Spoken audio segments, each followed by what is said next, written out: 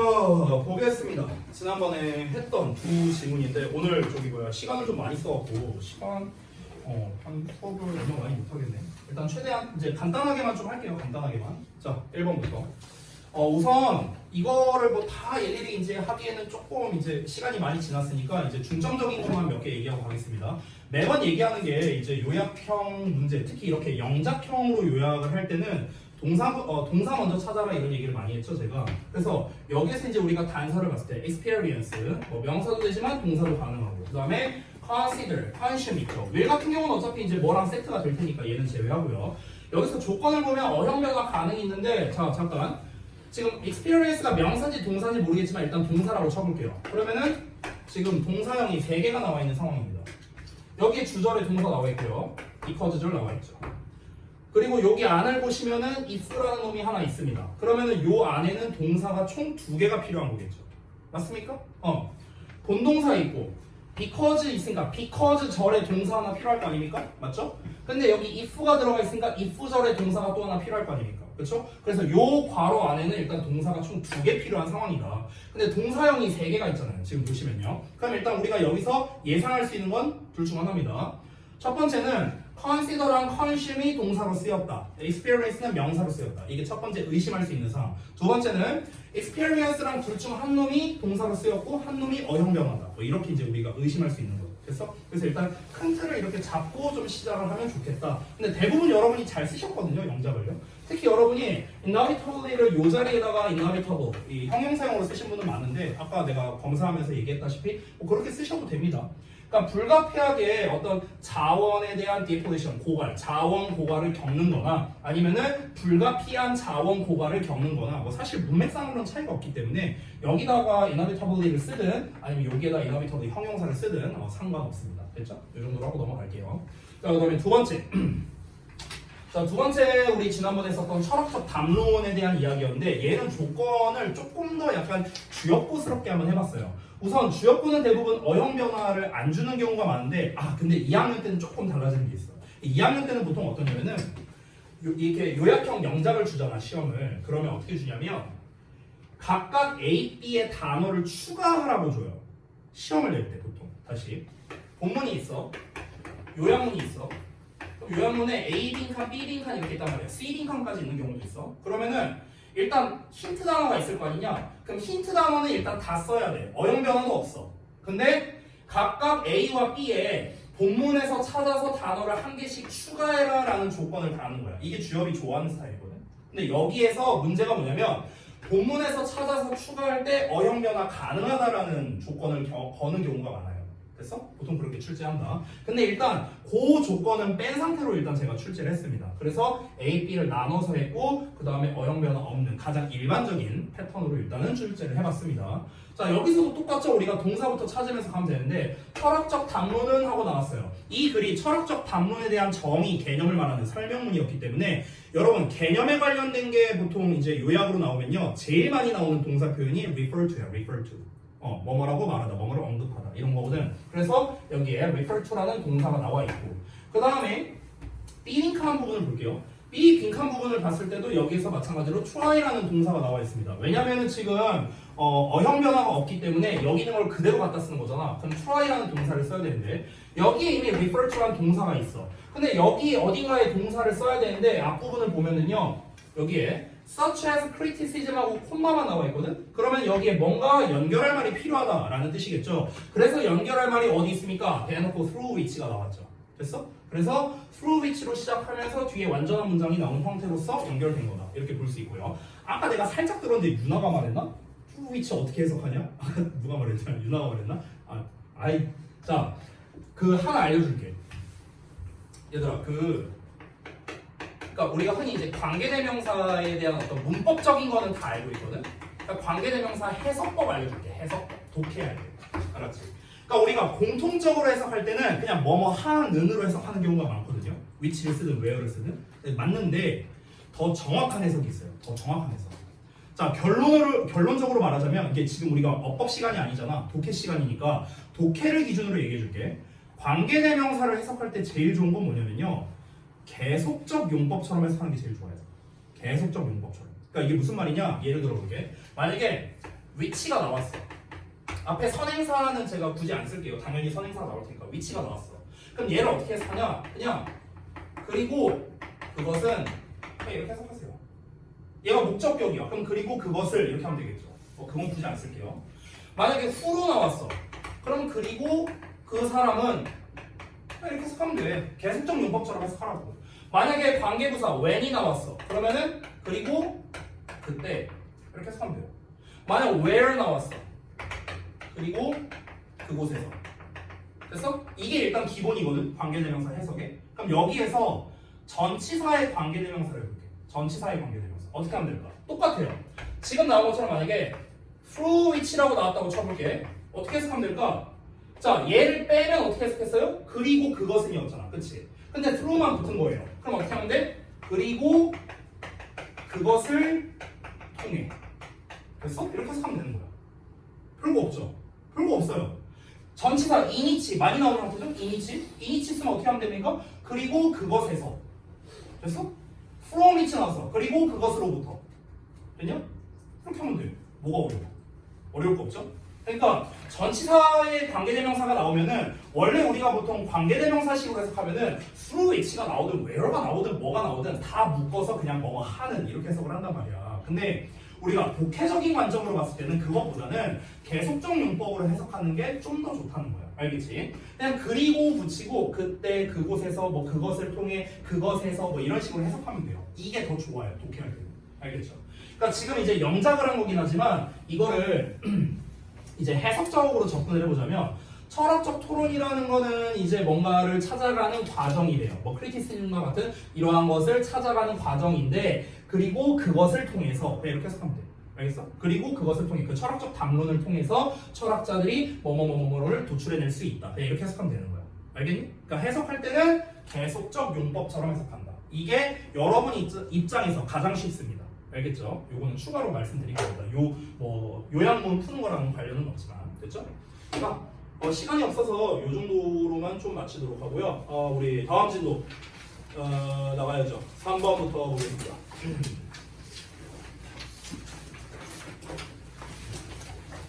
3번 딱 보고요. 그리고 조금 쉬는 시간 가졌다가 이어서 하겠습니다. 3번 자습서가 여기 있네. 자, 언제나 이제 우리가 배운 거를 바탕으로 진행을 할 겁니다. 자, 이걸 지울게요.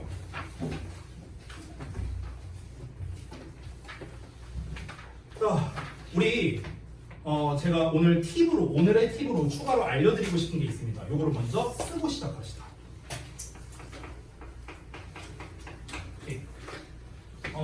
일단 선생님이 정의하는 모의고사류 글의 종류가요 3가지로 정의합니다. 저는요 보통. 그래서 제목을 뭐라고 쓰지? 모의고사 글의 종류? 글의 종류라고 쓸까? 글의 종류라고 쓸게요. 글의 종류 아니 뭐라고 일단 제목을 쓸게. 3가지로 쓰는데 첫 번째는 뭐냐면요 전체가 중요한 글이 있고요 흐름이 중요한 글이 있고요 그리고 기타가 있습니다. 됐어? 저는 이렇게 정의를 합니다. 그러니까 전체가 중요한 거는 당연히 대입항류 글이 되겠죠. 주제, 제목, 요지, 주장 뭐 이런 것들 아니면 함축 의미 추론 이런 문제들 아니면 요약 문제 됐어? 글의 목적 뭐 이런 것들 이런 것들은 전체가 중요한 어떤 지문이라고 볼 수 있겠고 흐름이 중요한 건 뭘까요? 흐름상 어색한 거 골라라 아니면 어휘 어색한 거 골라라 아니면은 순서 삽입 이런 것들 그래서 이런 게 이제 흐름이 중요한 유형들이고 기타는 이제 그 나머지 짜바리 문제들이야 뭐 일치나 어법이나 뭐 이딴 문제들 있죠. 그런 걸 이제 저는 보통 기타에다가 묻습니다. 자 그러면은 우리가 여기에서 그 1, 2번이 결국엔 핵심이잖아요. 3번 기타는 제외하고요. 그럼 여기에서 전체가 중요하거나 흐름이 중요하거나 할 때 요 2개 있죠. 그러니까 대부분 모의고사가 이거잖아요. 대부분 모의고사가 요 1, 2번에 해당하는 문제들 요 문제들을 풀기 전에요. 얘네들은요. 반전 표현을 먼저 찾아보세요.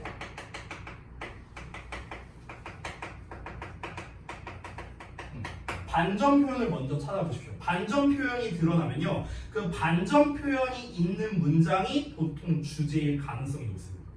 일반적으로. 그래서 빈칸 문제 같은 거에도 however 뒤에 빈칸 둘리거나 이런 경우가 많거든요. 실제로 보면은. 그래서 반전 표현을 먼저 찾는 건데 그럼 여기서 추가로 쌤 반전 표현이 뭔데요? 그럼 여러분이 너무나 잘 알고 있는 however가 있겠죠 일단은. 자, however를 비롯해서 이제 몇 가지가 더 있는데 그걸 좀 추가로 설명을 드릴게요. 일단 우리가 딱 봐도 이거는 반전을 말하겠구나, 대조를 말하겠구나. 딱 보면 티가 나는 애들 있죠. however를 비롯해서 뭐 예를 들면 이런 거잖아. in contrast, 그렇죠? 대조적으로. 아니면 on the contrary, 뭐 이런 표현도 있죠. 이런 거 다 대조를 나타내는 표현이니까 뭔가 반전이 일어나겠구나. 이거는 사실 이 단어만 보더라도 우리가 예측이 가능한 거죠. 얘네에다가 이게 다가 아닙니다. 반전이 또 일어날 수 있는 의외의 표현들이 있는데 그게 바로 뭐냐? still이라는 단어도 있어요. still. 자, still이라는 건 여러분 알다시피 여전이라는 뜻이잖아. 그러니까 여전이라는 말을요 잘 생각해 보면은 이게 그럼에도 이렇게 해석돼요. 그럼에도 됐어? 그러니까 그럼에도 불구하고 얘랑 여전이랑 같은 말이거든. 그러니까 무슨 말이냐면은 앞에서 실컷 뭐가 좋다 얘기했어. 뭐가 좋고 뭐가 좋고 뭐가 좋아. 그럼에도 여전히 이런 부분은 안 좋아. 됐어? 이렇게 나오는 거야. 이해돼요? 그래서 still이라는 표현이 반전 표현을 나타낼 수 있다는 거 이거 참고하시고 자 그 다음에 뭐가 있냐면 in fact가 있습니다. in fact나 indeed가 있어요. 아이고 스펠링 틀렸어.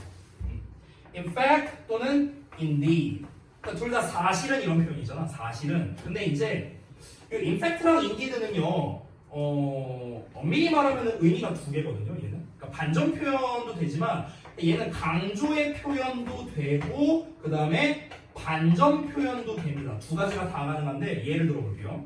예를 들면은 내가 예를 들어 초등학교 여자 동창 사진을 보여줬어. 너네한테 이렇게 사진 보여주면서 야 얘 봐봐 되게 예쁘지? 실물로 보면 더 예뻐. 사실은 더 예뻐. 강조한 거죠. 그렇죠? 사실은 표현을 쓰고 강조한 건데 반전은 뭐겠습니까? 야 얘 예쁘지? 야, 실물로 보면 반전. 됐냐? 그러니까 사실은이라는 말 자체가 강조가 될 수도 있고 반전이 될 수도 있다는 거예요.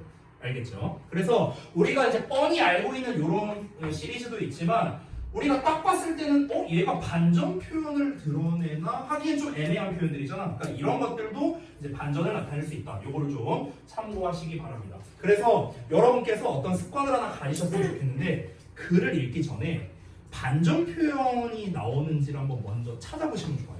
모의고사 같은 거 풀 때. 알겠죠? 지금은 이제 제가 자습서를 띄웠는데 만약에 문제지를 띄워볼게요. 그다음에 이렇게 이제 문제지가 있잖아. 그럼 우리가 한번 쭉 보면서 반전 표현이 있는지를 한번 보는 거야. 대부분 이제 초반에 나오잖아. 초반에. 그렇죠? 그래서 일단 초반에 쭉 봤는데 일단은 보이는 게 없습니다. 지금 딱히 보이는 게 없죠? 그렇죠? 반전 표현이. 그러면은 반전 표현이 없으면요. 주제가 어디 나올 가능성이 높냐? 초중반에 나올 가능성이 높아요. 왜냐면 초반에 말한 내용이 계속해서 쭉 간다는 거거든. 이해돼요? 무슨 말인지 이해되죠? 만약 반전 표현이 나온다. 그럼 뭐야? 그 반전 표현이 있는 문장이 주제일 가능성이 높다. 됐어? 이렇게 우리가 빠르게 파악을 할 수도 있습니다. 만약에 중간에 만약에 예를 들어서 5번 문장쯤에 만약 however가 있다고 쳐볼게. 예를 들어서 이렇게 있다고 쳐볼게. 그러면은 우리가 이게 체크를 해놔. 모의고사 같은 거 풀 때 체크해놓고 그러면은 이 however 이하의 내용이 이제 중요하다라는 거를 체크한 거야. 일단 순서대로 해석을 하다가 however 이하를 봤을 때 이런 부분을 반전으로서 얘기한 거구나. 이거를 보고 그럼 얘가 주제구나. 아니다. 이거는 글 전체에 대한 반전이 아니라 예시에 대한 반전이니까 글 주제는 바뀌지 않는구나. 그럼 여전히 얘가 주제구나. 뭐 이럴 수도 있어요. 됐어요? 그러니까 순서를 알려줄게. 다시 한번 정리해서 말합니다. 글 전체를 보면서 반전 표현을 먼저 찾아본다. 그러고 난 다음에 똑같이 순차적으로 읽으면서 이 글의 소재 파악하면서 읽으면 됩니다. 그러다가 however 이하가 나왔을 때는 좀 더 각 잡고 해석을 해보는데 이게 주제에 대한 반전인지 그러니까 앞 내용 전체에 대한 반전인지 아니면 바로 앞 문장에 대한 반전인지 요거는 우리가 맥락에 따라 달라질 수 있다. 됐어? 정리하자면 이렇습니다. 자 일단은 이 글은 반전 표현은 없기 때문에 그냥 순차적으로 쭉쭉쭉 읽어나가면 됩니다. 자 미리 한번 봅시다. 첫 문장을 쌤이 주제라고 써놨습니다. 왜 주제일까요? 근거가 무엇일까? 일단 현재 시제가 나왔는데요 할 수 있어. 여기는 현재 시제가 나왔거든. is라고. 근데 뒤에 대절이야를 보면은 여기에 can hinder가 있어. can이 있어. 일단 조동사가 있다는 것 자체는 가능성의 영역으로 가는 거죠. 모호성 표현이란 말이야. 그렇기 때문에 아, 첫 문장이 주제인가? 아닌가? 이게 첫 문장만 보면 좀 애매할 수 있어. 근데 두 번째 문장을 보면은 1번 문장이 주제란 걸 알 수 있습니다. 왜? 1번 문장 한번 먼저 해석해볼게. There is a growing body of research. 자, 점차적으로 늘어나는 연구 덩어리가 있대요. body of는 어떤 덩어리야, 덩어리. 그냥 연구들이 있다는 거야. 어떤 연구냐? 뭘 보여주는 연구인데 뭘 보여주냐? 대절을 보여준대. 그럼 봐봐, 얘들아. 이 대절 앞부분까지는 아무런 내용이 없어요. 아무런 내용이 없어. 그냥 뭐 연구들이 있다. 그냥 이게 다잖아. 그치? 그럼 뭔 연구가 있냐고. 그걸 말하는 부분이 바로 이 대절이죠. 그러니까 여기가 핵심적인 거야. 여기를 보자면 Too much information. 너무나 많은 정보가 can hinder behavior change. 행동 변화를 방해할 수 있대. 됐어? 이게 핵심적인 내용이죠. 그러면 잠깐 이거 지워도 되죠? 이거 좀 지울게요. 봐봐. 우리가 지금 내용을 보는데 자, too much information 일명 TMI야. TMI가 안 좋대.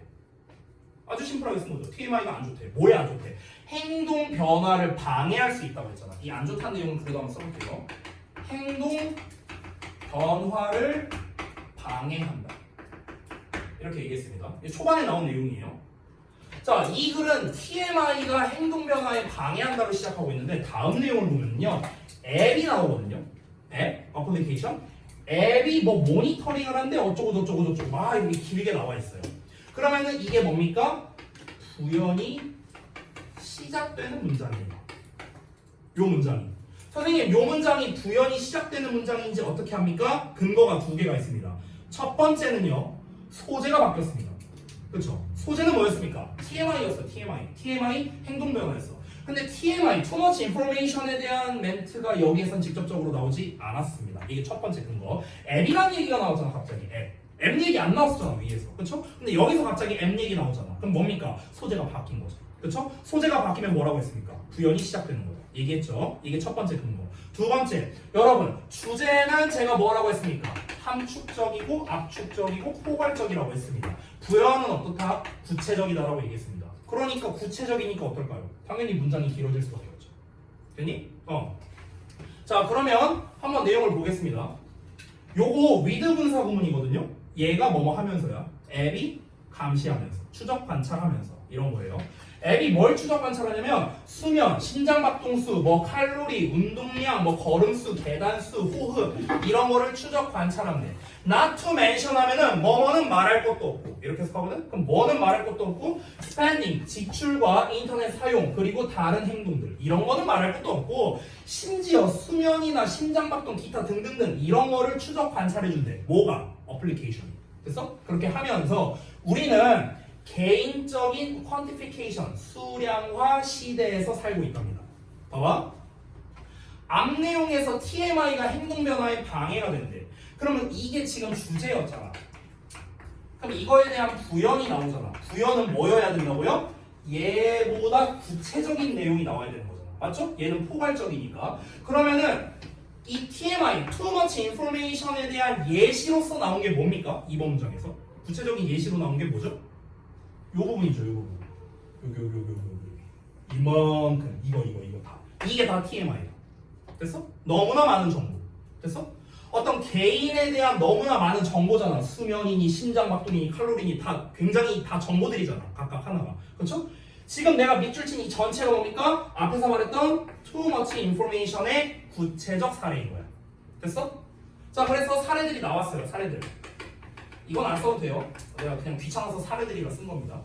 자, 근데 아까 첫 문장에서 뭐라고 했냐면 TMI가 행동 변화에 방해를 한다고 했어. 안 좋은 말이 나왔는데 일단 여기에는 안 좋은 말은 안 나왔습니다. 우리는 개인의 수량화 시대에서 살고 있다. 그냥 이렇게만 나왔지. 이 개인의 수량화 시대라는 게 뭐 안 좋은 말은 아니잖아요. 그렇잖아. 그냥 팩트를 전달하는 거니까 현재 시제를 쓰면서. 그렇죠? 그러니까 TMI에 대한 사례는 나왔는데 행동 변화에 방해가 된다. 일단 얘는 안 나온 상황이야. 됐어? 다음 문장 이어볼게. 자, 이어서 보자면 We can instantly know. 우리는 즉각적으로 알 수 있대. How much of everything we are doing, have done, and should do. 우리가 모든 것을 얼마나 많이 하고 있는지, 해왔는지, 해야 할지 이런 거를 즉시 알 수 있대요. 그러면은 우리가 하고 있는 거, 해온 거, 앞으로 할 거를 알게 된다는 것도 뭡니까? 이 정보를 통해서 알게 된다는 거니까 역시나 사례만 나온 거죠. 근데 뭔 안 나왔습니까? 행동 변화 방식에 방해가 된다? 이건 안 나왔습니다. 됐어? 일단 지금까지도. 자, 또 다음 문장을 볼게. 요 문장에서 지금 대조 표현이 나오고 있거든요. 자, 잠깐 설명 좀 하겠습니다. 이것도 추가로 여기다 쓸게요. 우리가 이제 그 대조 표현에서 가장 대표적인 거 두 개만 써드릴게요. 두 개만. 한번 했던 것 같기도 한데 while A, B 패턴이고요. 그리고 do를 쓰는 겁니다. 한번 했던 것 같아요. 제 생각에. 됐어? 대조 표현입니다. 그러니까 A 하는 반면에 B 한다는 거고 A 했음에도 B 한다라는 거고 서로 대조되는 관계가 되는 거죠. 그렇죠? 여기에 while이 나와 있죠. 그렇죠? 그래서 어디까지냐? 여기까지. 그러니까 요 내용과 요 이하 내용은 서로 반대되는 내용이어야 된다는 거예요. 됐습니까? 한번 볼게요. 그러면 It's great information to have. 그것은 가지기에는 좋은 정보래요. 그럼 여기서 좋은 말이죠. 그렇죠? 여기서 말하는 그것은 뭐겠습니까? 당연히 TMI죠. TMI. 여러 가지 정보들. 그게 가지기에는 좋은 정보야. 그럼 뒤에는 어떤 말 나와야 돼? 안 좋은 말 나와야겠죠. 안전 표현이니까. 그래서 뭐가 나옵니까? 너무나 많은 데이터는 TMI죠? 너무나 많은 정보는요. Can actually lessen the pleasure. 나왔잖아. 뭐라고 나왔습니까? 즐거움을 줄일 수 있다고. 됐어? 그럼 여러분 잘 봐라. 지금 내가 이렇게 체크해놓은 부분 보이죠? 여기 체크해놨죠. 이렇게 too much 어쩌고 여기 체크돼 있죠? 여기랑 첫 문장에 too much information 여기 보이죠? 이거랑 같은 말이에요, 사실상. 그래서 두 개를 이렇게 밑줄 치고요. 이렇게 좀 그어주세요, 여러분이 선으로. 됐어? 다시 니네 거 교재 버전으로 보면은 이겁니다. 여기 too much information can hinder behavior change 이 부분이랑 어디 갔냐? 여기. Too much data can actually lessen the pleasure 보이죠? 같은 말이야, 같은 말. 됐어? 그러니까 지금 2번 문장 같은 경우는 우리는 그런 시대에 살고 있다. 사례만 얘기했고요. 3번 문장에서도 우리는 이렇게 살고 있다는 사례만 말했습니다. 됐어? 행동 변화에 방해가 된다라는 안 좋은 점은 얘기가 안 나왔다고. 그거를 이제 드디어 4번 문장에서 얘기한 거야. 다시. 됐어? 그러니까 결국에는 첫 문장에서 말한 거를 똑같은 얘기를 한 거죠. 재진술한 거야. 재진술한 거. 됐습니까? 자, 그럼 다시 돌아가서 볼게요. 자, 봅시다. 4번 문장 다시 볼게. 자, 그러면 가지기에는 좋은 정보야. 좋은 정보 맞는데 근데 너무나 많은 데이터는 실제로 즐거움을 줄여버릴 수가 있대. 어떤 즐거움이냐? 이런 즐거움이야. 우리가 얻게 되는 즐거움인데 심지어 건전한 활동을 통해서 얻게 되는 즐거움이래. 예를 들면 운동, 수면, 식단, 저축 이런 거와 같은 건전한 활동을 하는데 여기에서 얻게 되는 즐거움이 있을 거 아니야. 근데 이거를 줄여버린대요. 뭐가? 정보가 너무 많으니까. 이렇게 된답니다. 그러니까 이게 그 마치 뭐랑 비슷하냐면요. 우리가 뭐든지 나만 그런지 모르겠는데 처음 하면 재밌지 않냐? 아닌가? 나만 그러냐? 처음 하면 재밌지 않아요? 뭐든지? 그러니까 우리 아들내미 있잖아요. 우리 아들내미가 그 무슨 그 패드 같은 걸로 무슨 학습지 이런 걸 하거든. 근데 애가 진짜 이걸 미쳐서 해요. 미쳐서. 이게 어떠냐면은 그 윙크인가 뭔가 학습지인데 혹시 아냐? 잘 모르냐? 뭐 그런 게 있는데 이게 이제 이 패드로 뭐 국영수과사 뭐 이런 과목이 있어. 근데 그걸로 이제 하루 학습량이 있어. 정해져 있어. 그래서 이제 하루치 학습을 하면은 하트 스티커인가 뭐 이런 걸 줘요. 그래서 그거를 뭐 한 달 동안 해갖고 뭘 모으면은 이제 그 화상 강의를 일주일에 한 번 하거든. 그럼 화상 강의 하면서도 이제 한두 개 받아. 그러면 이제 통상적으로 아이들이 많이 받으면은 한 달에 하트를 한 40개 정도 얻는데요. 그래서 하트 스티커가 뭐 몇 개면은 무슨 뭐 상품 같은 거 주는 거. 근데 상품 내가 봤거든요. 겁나 허접해요. 무슨 열쇠고리 같은 건데 아니 고작 이거 맞자고 지금 이 하트 40개를 30일 동안 해갖고 이렇게 하는 거지. 근데 이게 재밌는 게 뭐냐면요. 애가 복습을 하면 또 한 개씩 주거든요. 복습을 하면은. 근데 지금 1월 16일이잖아요. 그러면은 지금 보름 정도 지났잖아. 보름 정도. 지금 얘 하트 몇 개 있는 줄 알아요? 내가 아들내미 거 봤거든요. 하트 몇 개인 줄 알아요? 80개 있어요. 하트가 80개가 있어. 나 처음에 잘못 봤나 했어. 그래갖고 로나 이거 하트 몇 개 있어? 80개요 이러는 거야. 너 하루에 복습을 몇 번을 한 거야? 그러니까 아니 너 복습을 얼마나 했길래 하트가 80개가 있잖아. 지금 보름밖에 안 됐는데. 그래갖고 로나 이거 복습 그만해도 될 것 같은데. 그러니까 안 돼요. 왜? 이거 하트 스티커 모아야 돼요? 이러는 거야. 아니 너 충분해. 더 안 모아도 돼. 야 이거 해갖고 뭐 집 살 것도 아니고. 야 더 안 모아도 돼. 이러니까 얘가 안 돼요. 더 모아야 돼요. 그래갖고 왜 모아서 뭐 할 건데? 모아서 상품 받아야 돼요. 이러는 거예요. 선물 받아야 돼요. 이러는 거야. 그래갖고 야, 이 정도면은 문화상품 한 5만 원은 줘야 될 것 같은데 이러면서 화상 강의하면서도 막 선생님이 깜짝 놀랐대. 얘 왜 이렇게 하트가 많아? 그래갖고 이제 선생님 입장에서는 기특하니까 막 한 두세 개씩 막 더 주고 막 그랬나 봐요. 그러니까 막 이런 식이야. 그러니까 지금 내가 말하고 싶은 거의 요점은 뭐냐면 내가 장담하는데 지금 우리 아들내미가 이제 11살이잖아요. 11살이잖아. 한 4년만 지나죠? 공부 안 한다는 거야. 중딩이잖아. 그치? 지금은 어때? 아직 초딩이잖아. 아직 재밌거든. 아직 재밌거든. 재밌으니까 처음에는 막 해. 근데 처음에 하는 게 왜 재밌냐면요. 내 생각인데 아무것도 몰라서 난 재밌다고 생각해요. 아무것도 모르니까. 다 처음이고 새롭잖아. 그치? 근데 뭔가 아는 게 늘어나죠? 그럼 점점 재미없어져요. 지금 이 중에서 혹시 진심으로 수학이나 영어가 재밌어서 하는 사람이 있어요? 진심으로 재밌어서?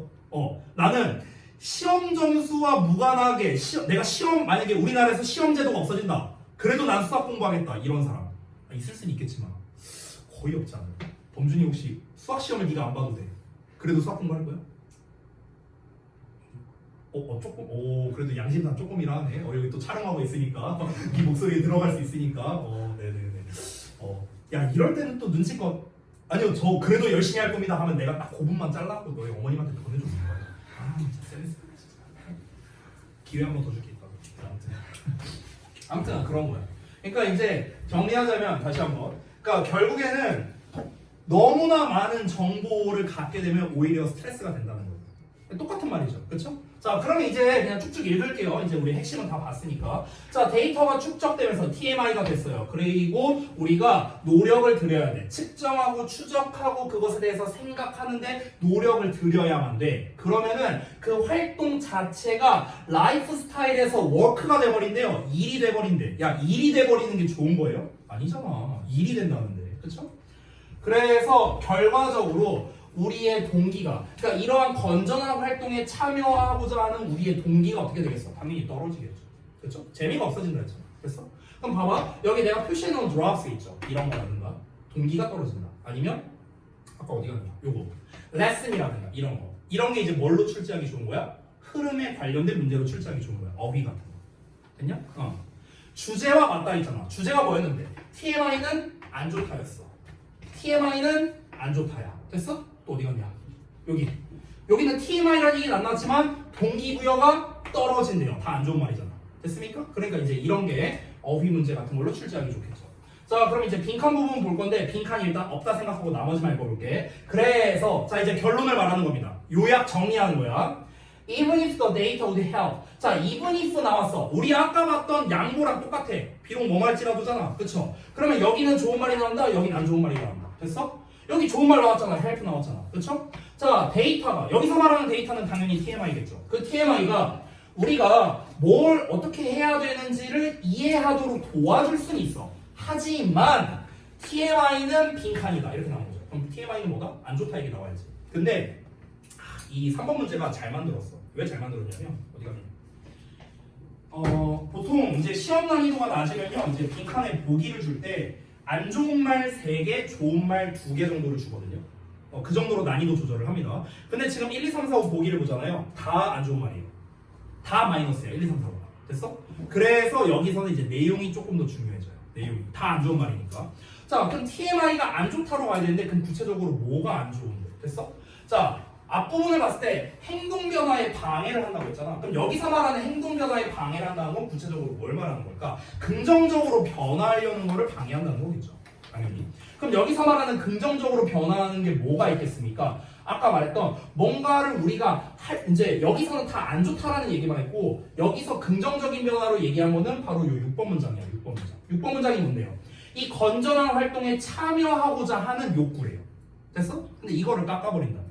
그러면 행동 변화에 방해한다는 건 결국에 가장 가까운 답이 뭐겠습니까? 뭔가 우리가 하려고 하는 거에 의욕을 꺾는다. 뭐가? TMI가. 너무 이제 압도시켜버린 거야, 우리를요. 너무 많은 정보니까 하기도 전에 의욕이 사라지는 거야. 됐어? 앞에도 나온 거잖아. 그럼 빈칸에 들어갈 TMI는 어떻다? 뭐가 안 좋다 얘기로 나와야 될까? 뭔가를 우리가 하려고 하는 의욕을 꺾어버린다. 이런 내용이 가장 적절한 정답이겠죠. 됐니? 그래서 정답이 3번이 되는 거예요. Defeats our desire to do anything about it. 정확히 그대로 나오죠. 그것에 대해 무언가를 하려 하는 desire, 우리의 욕구를 defeat, 꺾어버린다고. 그대로 나오는 거죠. 됐습니까? 그래서 정답이 3번만 가능하다. 이 정도로 정리할 수 있겠고요. 자, 그러면 여러분이 이제 숙제로 해오신 그 빈칸 내용을 여러분이 쓴 것과 한번 비교해 보겠습니다. 자, 이 글의 소재는 뭡니까? TMI 있어요. TMI, 과도한 정보 제공입니다. Too much information이죠. 2, 3번 문장과 4, 5, 6번 문장이 어떤 논리 관계냐? 이제 역적 관계라고 썼는데 이게 뭐냐면요. 2, 3번 문장이 잠깐만. 2, 3번 문장은 아까 뭐였냐면요. 요거였어요. 사례만 말하는 거. 됐어? 요거였고요. 4, 5, 6번 문장이 뭐였냐면요. 이제 이 행동 변화 방식에 방해된다는 얘기가 추가되기 시작한 거. 이게 이제 4번이었습니다. 근데 4번 문장에 뭐가 나왔었냐면 Y를 나왔었거든요. 이런 게 좋지만 투머치 데이터는 안 좋다. 이렇게 얘기를 한 거죠. 그래서 역적 관계로서 이제 본 거다. 이렇게 볼 수 있고요. 7번 문장은 so로 시작을 했죠. 따라서 결론적으로는 뭡니까? 결론적으로 TMI는 행동 변화에 방해를 한다. 이 얘기가 또 나온 거예요. 그래서 요약 결론이라고 썼는데 추가하자면요. 재진술이라고 쓰셔도 됩니다. 주제를 다시 말한 거니까. 됐어? 다만 이제 차이점은 뭡니까? 첫 문장에서는 행동 변화에 방해를 한다는 비교적 함축적인 키워드로서 전달을 했다면 마지막 문장에서는 조금 더 구체적으로 얘기를 했죠. 그렇죠? 뭘 하려고 하는 의욕을 꺾어버린다. 이런 식으로 얘기를 했으니까 그게 바로 행동 변화에 방해한다랑 같은 말이죠. 여기서 이제 설명 1, 2를 2, 3번과 4, 5, 6번으로 나눈 이유가 뭡니까? 2, 3번은 사례만 말한 거, 4, 5, 6번은 이 사례가 안 좋다라는 얘기가 추가됐기 때문에 이렇게 나눠 놓은 겁니다. 됐죠? 자, 그 다음에 하단에 중심 내용 요약 쓴 거 한번 보겠습니다. 자, 여러 가지 신체 활동과 생활 습관에 관한 정보를 제공하는 앱이 건강한 생활 습관을 위한 행동 변화에 동기를 부여하는 게 아니고요. 너무나 많은 정보 때문에 이 행동을 변화시키고자 하는 의욕 또는 욕구를 꺾어버립니다. 떨어뜨립니다. 감소시킵니다. 다 똑같은 말이에요. 그렇죠? 자, 시간이 좀 많이 지나갔고요. 우리 잠시만 쉬었다가 이어서 보겠습니다.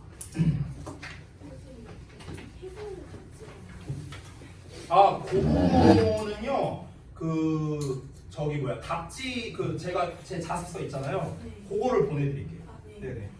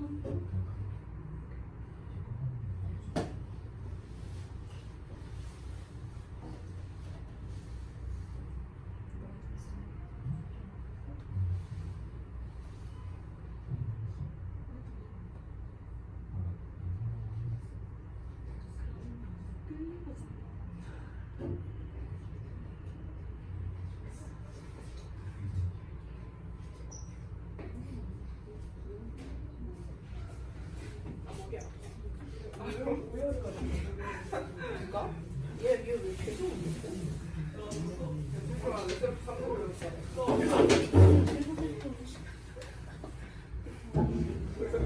다른다 처음에는 나도 이렇게 잘 읽었잖아. 미친 거 아니야? 아니 그리고 왜 두개 섞고 말해? 킹밖에. 뭐라고? 두개 섞고 말해.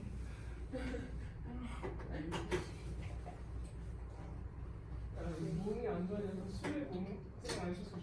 아니 우리 책임져야지. 우리 책임. 야, 괜찮겠지? 몰라. 나내 점수는 몇 시간 동안 연락 안 지. 야, 나도 내륙에 있지 않아. 나도 이거 연락 때문에 봐. 너는 왜 이렇게 몇 개월 안 해? 나 완전 칼날이다. 나 10시부터 현장에 있었어. 뭘 봐? 연락? 이거 사실 끝나고 연락 안 보고 공기 연락 안 보고 있어. 나는 그냥 연락을 잘 안 봐. 진짜 심각하다. 근데 많이 나가지. 막 옛날에 막 60개씩. 60개씩 못 보면 야 너도 대단한 거 아니야? 내 제자가 바로바로 받으면 또 감사해서 여기가. 아니 얘는 웃겨가지고 아니 내가 근데 못 보고 지나간 것도 많아. 야 최수빈이 제일 빠르다. 어? 말도 안 되는 소리야. 인정. 최수빈은 말 안 해요. 너 그거 지금 단어법이지? 약간. 말도 안 되는 소리야. 24시간 정도 나왔었는데. 큰일 났었어. 우리한테 얘기해도 좋은데?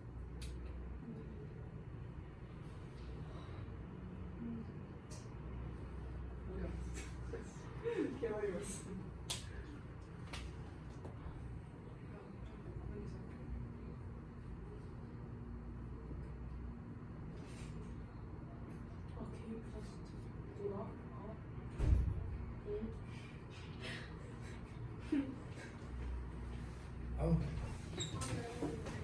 자, 쉬는 시간 끝.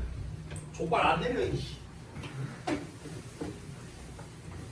자, 다음 거 보자. 내가 혹시 또 까먹을 수 있으니까 그 우리 자습서 있죠? 자습서를 보내줄게.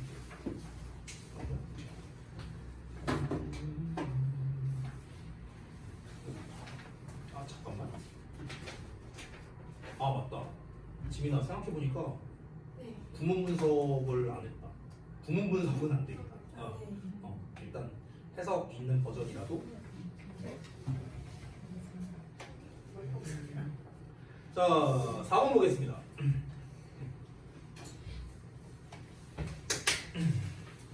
자, 4번 같은 경우는 빈칸이 맨 뒤에 있죠? 보시면요. 그래서 얘도 좀 추가로 알려드리고 싶은 게 있습니다. 얘도 뒤에. 예전에 아마 한번 얘기를 했던 것 같기도 한데 기억이 잘 안 나서 한번 얘기해 볼게요. 지금 우리 이 4.0 브랜치 교재가 다 빈칸 문제잖아. 그래서 빈칸의 위치에 따라서 그 문장의 속성, 요거를 좀 말을 하자면, 자, 세 가지 버전이 있습니다. 이렇게 있으면 빈칸이 초반에 있거나 중반에 있거나 마지막에 있거나 결국 셋 중 하나일 거예요. 그렇죠? 그러면 이거에 따라서 이 문장, 이 빈칸이 포함된 문장들의 속성이 어떤지 요거를 좀 말씀드릴게요. 자, 일단 빈칸이 초반부에 있다. 당연히 주제일 가능성이 높습니다. 근데 미리 말하면 일단 빈칸 문장은 그냥 다 주제일 가능성이 높다고 생각하면 돼요. 알겠지? 대부분 주제야, 대부분. 주제인데 다만 함축적일 가능성이 굉장히 높습니다. 그러니까 첫 문장의 빈칸을 뚫어놓은 애들은요 대부분 함축해서 넣는 경우가 많거든요. 그래서 실제로 우리가 모의고사 31에서 34번 빈칸 문제 풀 때 31번 빈칸이 단어 빈칸이잖아요. 근데 그 단어 빈칸이 보통 초반부에 뚫리는 경우가 좀 많아요. 왜냐면 단어 자체가 함축하는 거다 보니까. 그렇죠? 그리고 중간에 뚫리는 경우 얘도 역시나 주제일 가능성이 높은데 이놈 같은 경우는 보통 패턴이 어떠냐면요. 예를 들면 문제점 나오고 해결책 나오는 패턴이거나 아니면 통념 나오고 반박 나오는 패턴이거나 아니면 질문이 나오고 그에 대한 대답이 나오는 패턴이거나 등등등. 그러니까 이런 패턴으로 나오는 경우가 많다는 거예요. 요 중간 빈칸 같은 경우. 됐죠? 그래서 결국 쉽게 말하면 앞부분이 도입부라는 거야. 한마디로 말하면 이 도입부를 얘기하고 그 다음에 반전을 얘기하거나 통념 반박처럼 아니면은 어떤 문제에 대한 해결책을 제시하거나 아니면 어떤 질문에 대한 답변을 한다거나 됐어? 뭐 이런 경우가 빈칸으로 뚫리는 경우가 많다. 이게 고3 수준으로 가면은요 비교대조 해갖고 빈칸으로 뚫는 경우도 많이 나옵니다. 자 마지막에 빈칸이 뚫렸다. 이건 그럼 대부분 뭐겠습니까? 주제를 다시 말하는 주제 재진술의 가능성이 높죠. 이거 아니면요 진짜 그냥 주제이거나 둘 중 하나인데요. 뭐 어떤 거든 뭐 어차피 같은 말이죠.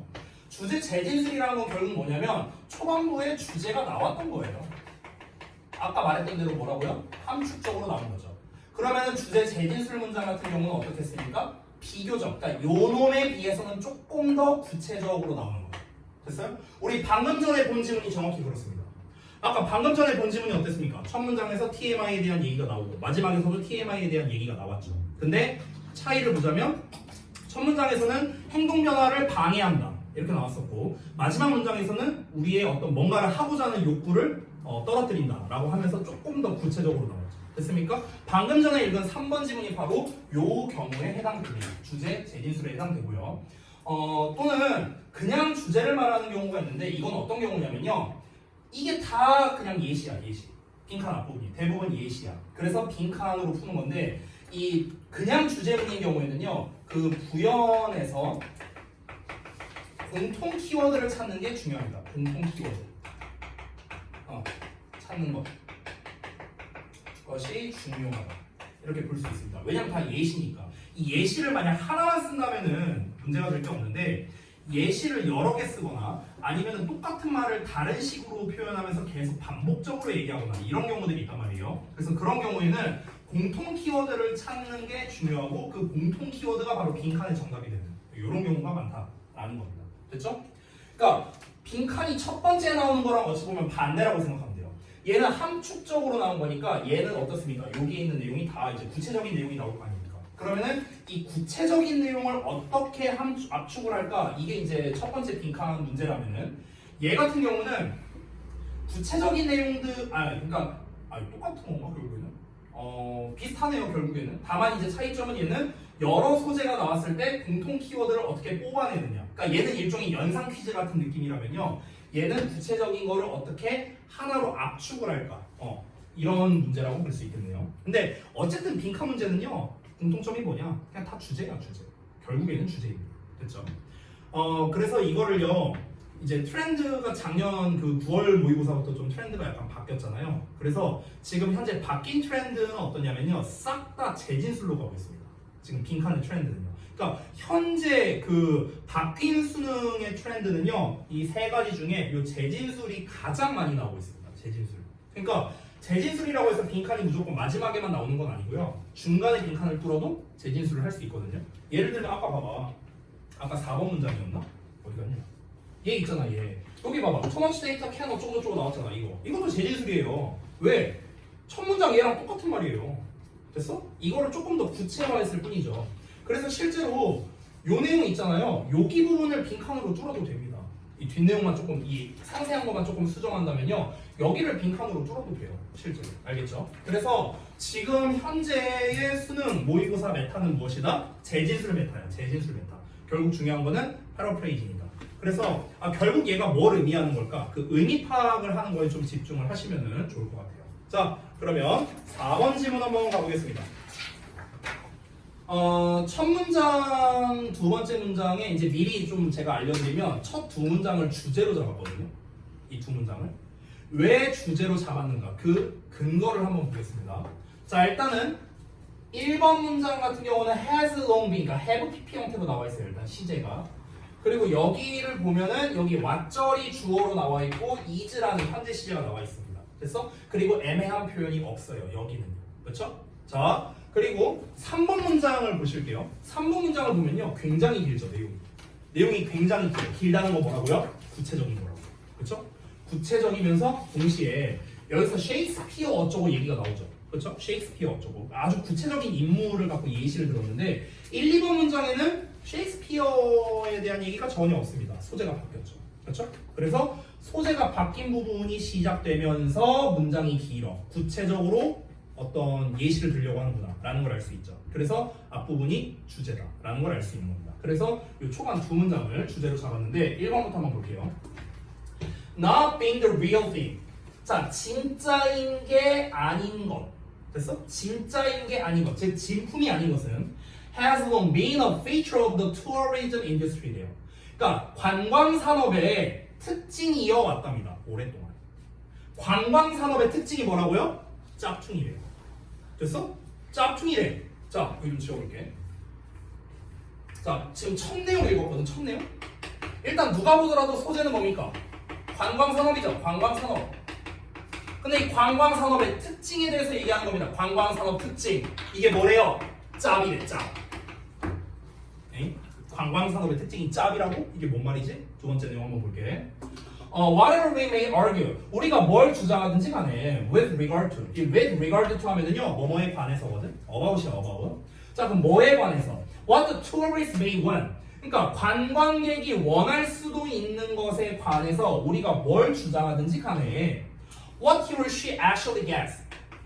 덩어리 아까 했던 거. he or she는 이제 관광객이겠죠. 그럼 관광객이 실제로 얻는 것은 is another matter entirely. 완전히 전혀 다른 문제랍니다. 완전히 별개의 문제예요. 자, 이게 무슨 말이냐면 관광산업의 특징에 대해서 지금 얘기를 하는 건데 지금 어떤 설명문으로 얘기하는 건데 관광산업의 특징 중 하나가 뭐냐면 관광객이 원하는 거 그리고 뭘 원하는지 예상하는 거 여기에 괴리가 존재한다는 거예요. 자, 다시 봐봐. 그 관광객이 원할 수도 있는 것에 대해서 우리가 주장을 한대.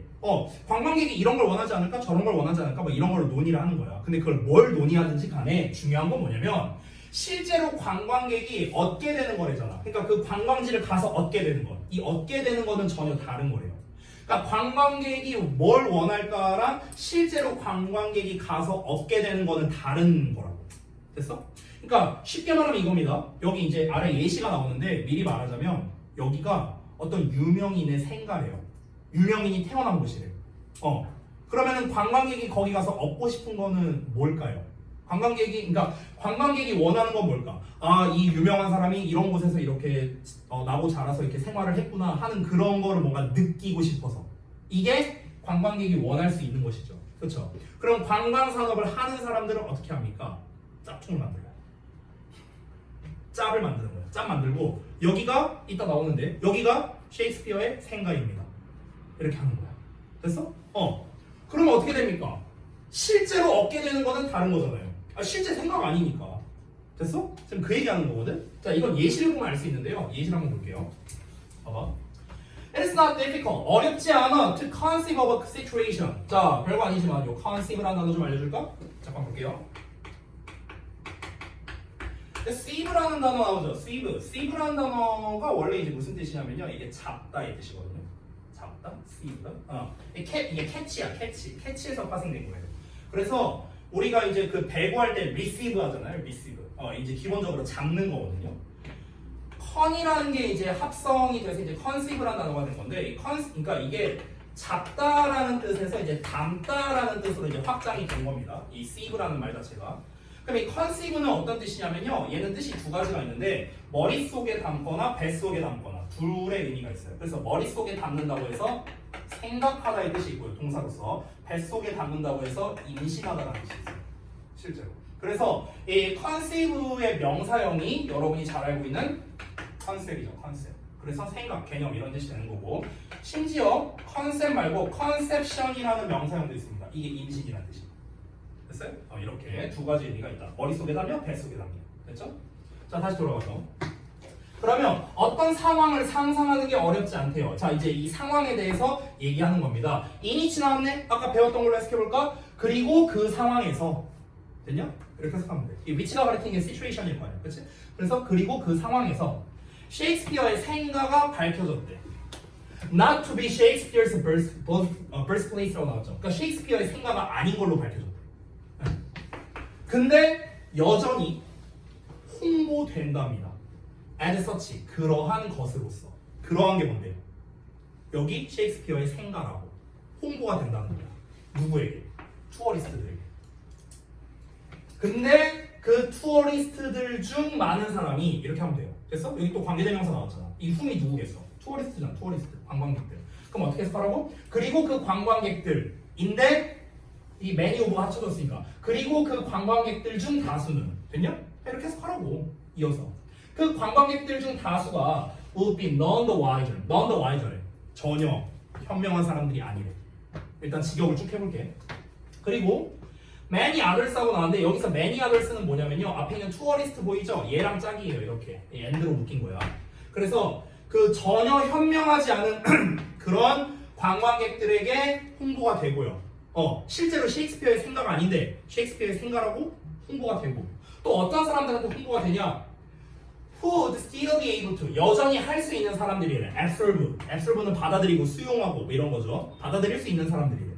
An interesting presentation of social heritage. 사회적 유산의 흥미로운 소재거리. 됐어? 이런 거를 흡수할 수 있는 사람들이래. without 뭐뭐 없이 the hook of any famous association. 그 어떤 유명인과의 유명한 연관성이죠. 어떤 유명한 연관성의 고리가 없어도요. 자, 직역을 다 했거든요. 이게 뭔 말이야? 자, 한번 설명을 해볼게. 무슨 말이냐면요. 자, 관광산업의 특징이 뭐라고요? 짭이라고. 짭이야, 짭. 그래서 예시를 들어볼게. 자, 관광산업 그 종사자들이 있을 거 아니야. 그럼 종사자들이 홍보를 합니다. 자, 셰익스피어 뭐 여기 생가에 관광을 오세요. 뭐 단돈 29,800원 뭐 이러면서 이제 뭐 홍보를 하는 거야. 예를 들어서. 됐어?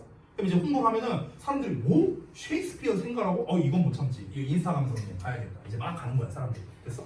근데 이제 실제로는 어떠냐면은 실제로 셰익스피어 생가가 아니야. 아니야. 근데 관광 그 산업 하는 사람들이 대충 조금 사기치면 돼.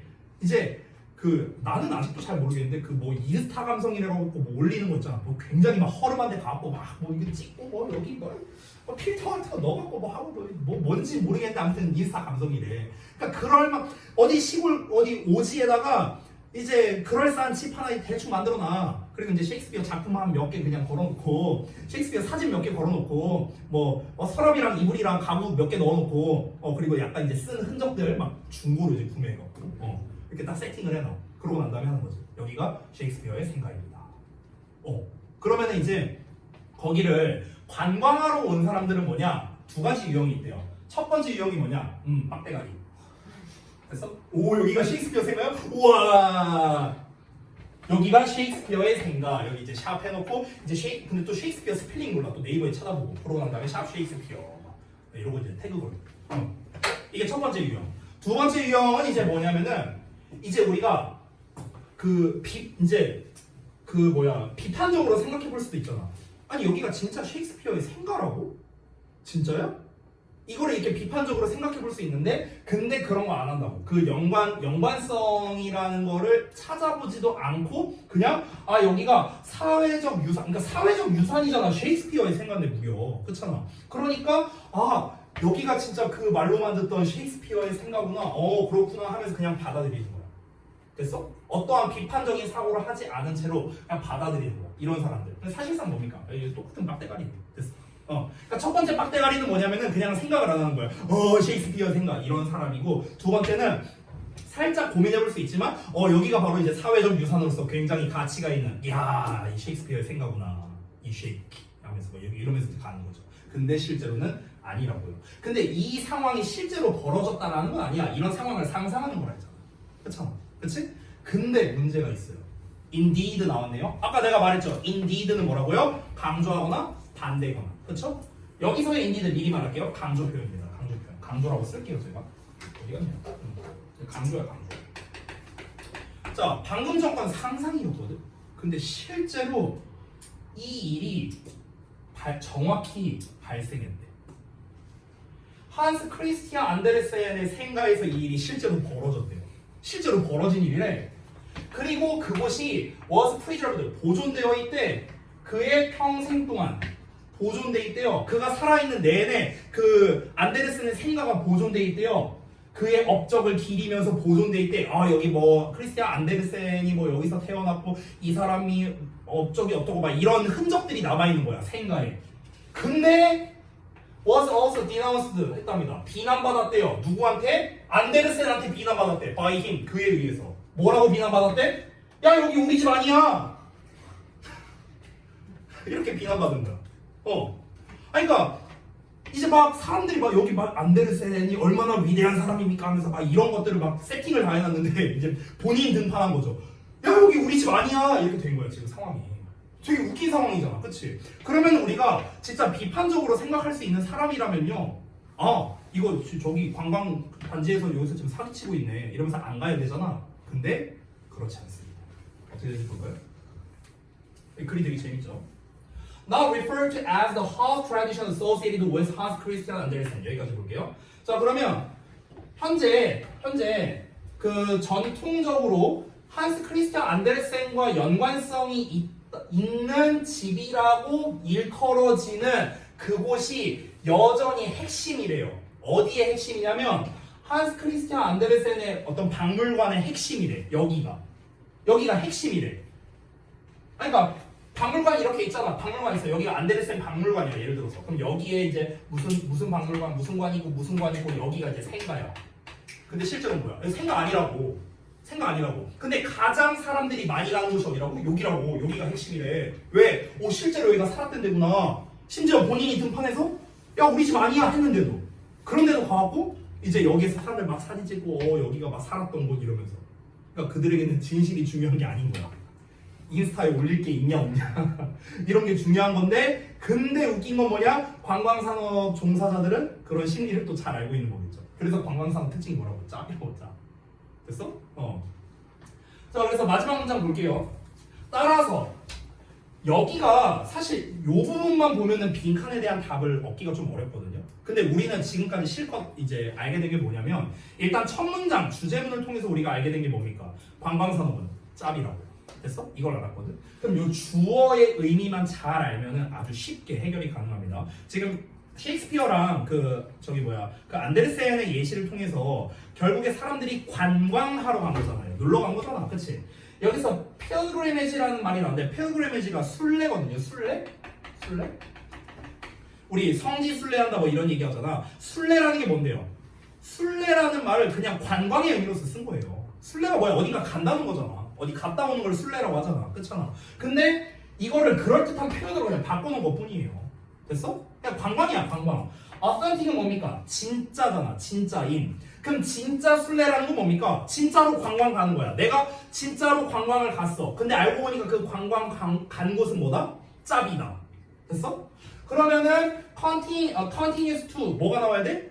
계속해서 짝퉁이다. 뭐 이런 내용이 나오면 되겠죠. 대충. 됐어? 그러니까 진짜 순례, 사람들이 관광하는 곳은 여전히 어디다? 짭이다. 이런 내용이 나오면 되는 거예요. 됐어? 그래서 짭이다라는 내용이 나와야겠죠. 그게 뭡니까? In authentic location. 진짜가 아닌 장소에 집중한다고요. 됐어요? 그래서 정답이 1번이 되는 건데, 사실 이게 내용상으로는 조금 어려울 수도 있거든요. 왜냐면 이게 이 예시 부분이 되게 길게 남았잖아요. 이제 직독직해가 어려울 수 있는데, 사실 이거는요 첫 문장만 제대로 해석해도 풀 수 있는 문제였어요. 지금 이 4번 지문도 보시면 빈칸이 마지막에 있고요. 주제, 재진수라는 패턴입니다. 얘도 결국 첫 문장과 똑같은 말이거든요. 관광산업의 특징은 뭐다? 짭이다. 그러니까 그렇게 관광하러 가는 건 결국에 뭐다? 짭이다. 똑같은 말이잖아요. 그렇죠? 말만 바꿔서 쓴 것뿐입니다. 됐습니까? 그래서 이것도 전형적인 재진술 패턴으로 문제가 나왔다. 이렇게 볼 수 있는 거죠. 현재 수능 메타에 맞는 그런 문제라고 볼 수가 있겠다. 여기서 짭이다라는 말이 이제 가장 적합한 게 이제 in authentic 표현이 나온 게 1, 2번밖에 없잖아요. 그렇잖아. 근데 이제 여기에서 생활 양식이라고 나왔잖아. 그렇죠? 그러니까 생활 양식은 중요한 게 아니잖아. 지금 여기서 중요한 거는 내가 관광하러 가는 장소가 중요한 거잖아. 그러니까 in authentic location이라는 표현이 있는 1번만 답이 된다. 이렇게 볼 수 있는 거죠. 됐죠? 자, 그러면 여러분이 하신 거랑 비교해 보고 답을 알려드리고 수업을 마치도록 하겠습니다. 자, 이 글의 소재는 무엇입니까? 관광산업의 특징입니다. 아까 제가 썼죠.